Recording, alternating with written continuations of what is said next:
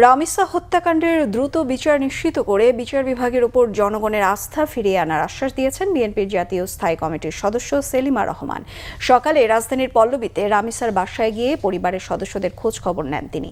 এ সময় শোক সন্তপ্ত পরিবারের প্রতি গভীর সমবেদনা জানিয়ে সেলিমা রহমান বলেন, রামিসা হত্যাকাণ্ড প্রধানমন্ত্রী রাষ্ট্রীয় বিষয় হিসেবে গ্রহণ করেছেন এবং এ ঘটনার বিচার দ্রুত সম্পন্ন হবে বলে তিনি আশা প্রকাশ করেন। সরকারকে অস্থিতিশীল করতে একটি চক্র সক্রিয় রয়েছে বলেও অভিযোগ তার। এদিন সকালে রামেসার বাসায় আসেন সংরক্ষিত নারী আসনের এমপি নিপুণ রায়চৌধুরীও।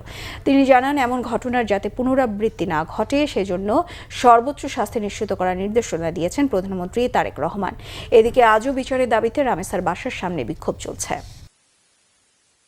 আমার মাননীয় প্রধানমন্ত্রী বড় ভাই হিসাবে প্রধানমন্ত্রীর অস্তিত্ব নিয়ে উনি আমার কাছে আসেননি।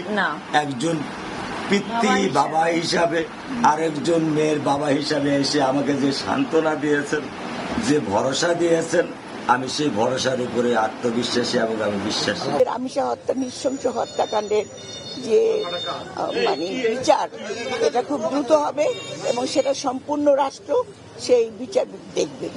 আমাদের এখন যেটা দরকার, আমাদের সমাজটা একদম অবক্ষয় হয়ে গেছে।